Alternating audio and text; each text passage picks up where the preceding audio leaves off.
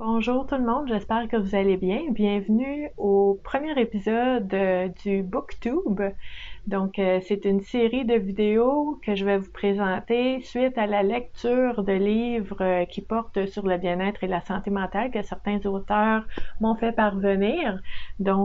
Aujourd'hui, on va parler du livre que j'ai fini de lire hier qui s'appelle Je le ferai demain de Martine Carignan.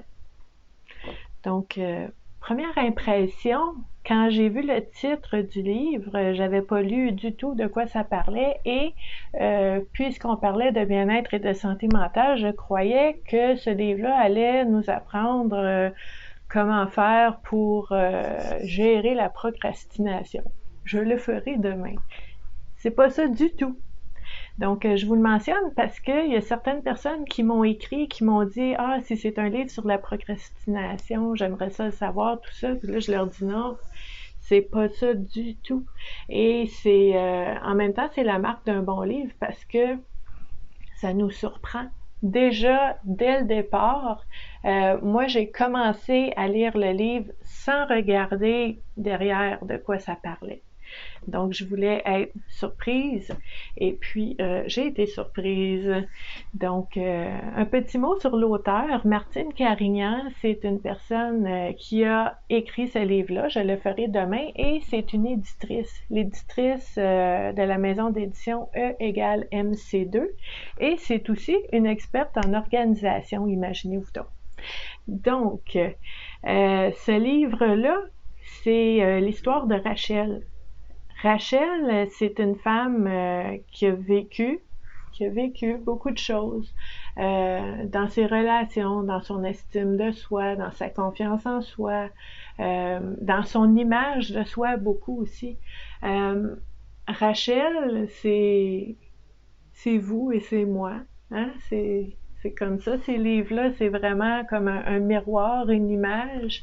C'est sûr que on n'a peut-être pas vécu tout ce que pas Martine nécessairement, on sait pas, des fois ça vient de notre vie privée quand on écrit des romans comme ça. Mais Rachel a vécu des choses vraiment particulières, comme chacun de nous.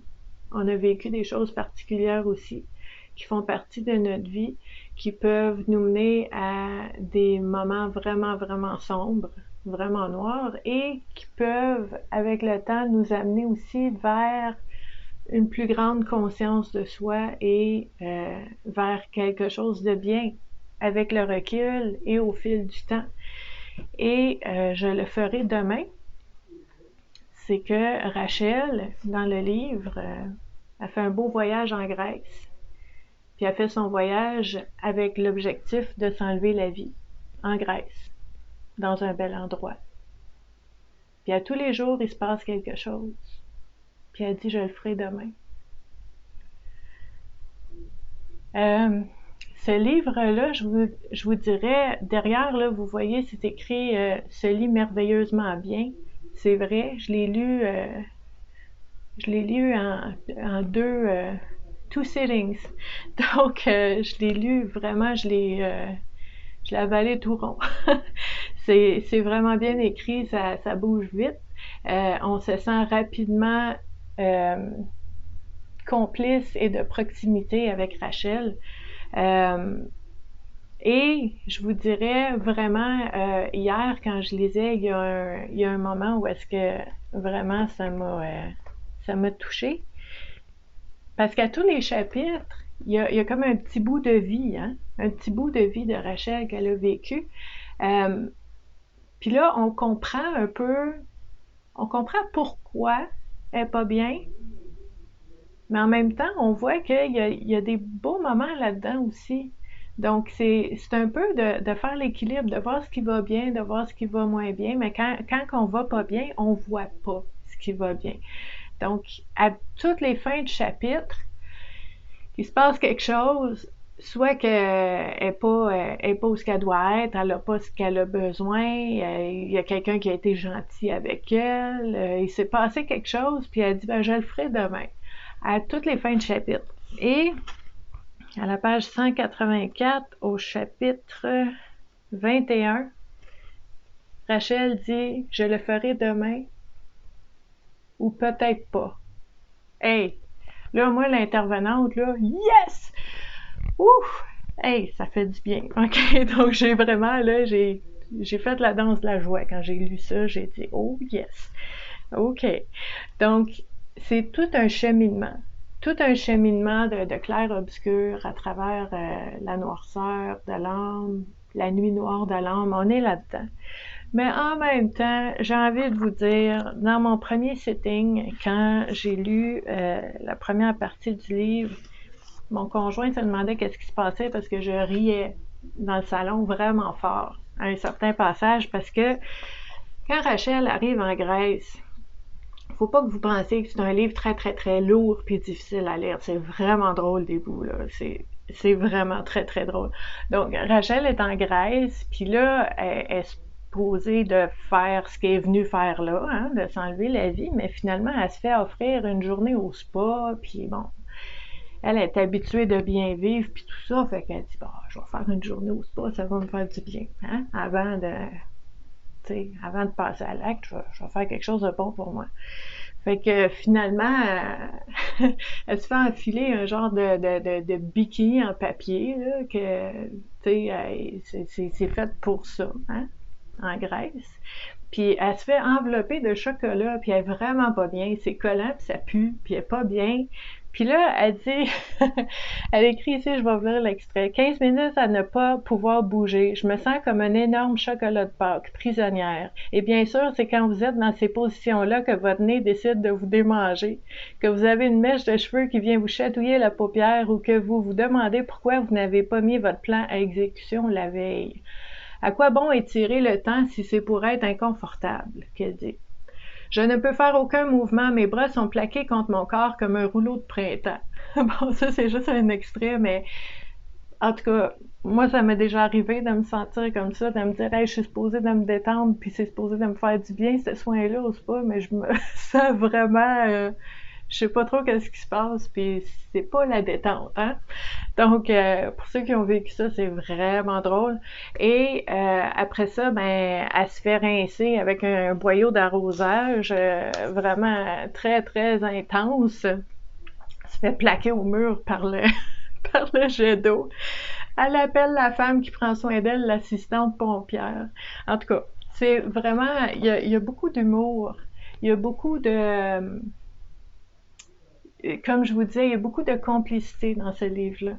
Donc, c'est vraiment mes impressions, je pense, pour les personnes qui ont besoin de lire un livre qui est un roman, qui est une histoire qu'on raconte. Donc, il n'y a pas nécessairement, tu sais, c'est pas comme un livre de développement personnel où est-ce que vous allez avoir des exercices à faire puis des choses comme ça. Non, c'est vraiment une lecture comme un roman. Mais c'est un personnage, Rachel, qu'on peut vraiment, vraiment se voir dans elle. Puis elle parle beaucoup de ses relations. Donc, je vous dirais, tu sais, dans une vie, il se passe plein de choses. Puis dans un roman, on peut pas faire 1200 pages, OK? On comprend ça. Donc, Martine Carignan a vraiment mis l'emphase sur les relations de Rachel. Donc, si pour vous, les relations, ça a été quelque chose de difficile dans votre vie, puis souvent, peut-être les moments charnières dans votre vie tournent autour de relations. Ça va être un livre que vraiment vous allez vous sentir interpellé par ça. C'est un livre, comme je vous disais tantôt, rempli d'humour, rempli de réflexion aussi, parce que Rachel fait un peu... J'ai l'impression dans ce livre-là, à tous les chapitres, elle nous raconte l'histoire de ce qu'elle a vécu, mais elle-même, pendant qu'elle raconte, probablement que ça lui fait du bien. C'est comme de sortir les démons, là, puis de dire, moi, faut que ça sorte, faut que j'en parle. Donc, c'est un petit peu ce que j'ai perçu dans ce livre-là. Donc, je vous invite à lire « Je le ferai demain » de Martine Carignan. Vous voyez, je vais vous montrer Martine, ici, souriante. Je vais vous lire ce qu'il y a derrière le livre. Donc, Rachel débarque en Grèce pour mettre fin à ses jours. C'est décidé, plus rien ne la retient. Tout est organisé et personne ne pourra la faire changer d'idée. Elle a soigneusement préparé son geste pendant les dernières semaines. Elle avait oublié que la vie a une façon bien à elle de nous guider. Ses plans seront bouleversés par des rencontres, une en particulier. Donc, c'est vraiment très, très beau. Donc, ce qui met fin à ce premier épisode de BookTube avec le livre de Martine Carignan. Je vous annonce maintenant, je vais faire ça. Dans 2 semaines, je vise le 7 août, je vais avoir lu et je vais vous présenter Freak In et Freak Out de Cathy Tropiano. Donc, notre relation à l'argent et qu'est-ce que ça cache? J'ai l'impression, encore là, j'ai pas lu derrière. Moi, je vais être surprise par l'histoire, donc je vais commencer dès le début. Et puis, j'ai comme l'impression, connaissant Cathy, que on va parler peut-être de spiritualité et d'argent, comment que c'est pas complètement différent, puis que ça peut aller ensemble. C'est une impression que j'ai. Je pourrais vous en parler plus dans 2 semaines. Donc, merci beaucoup d'avoir été là. Et puis, je vous invite à vous abonner à la chaîne YouTube pour pouvoir voir les prochains BookTube. Je vous invite aussi, si jamais vous connaissez un auteur qui aimerait que je lise et que je parle de son livre, ben, vous pouvez leur parler de mon projet. Donc, je vais vous montrer, vu que c'est la première vidéo, vous voyez le petit carré ici, là, c'est les livres que j'ai. Donc, à tous les 2 semaines, je vais vous présenter un de ces livres-là et quand il s'en rajoutera, ben, on continue aux 2 semaines. Je trouve ça important. Et puis, je vous remercie d'avoir été là et on se dit à la prochaine. Bye bye!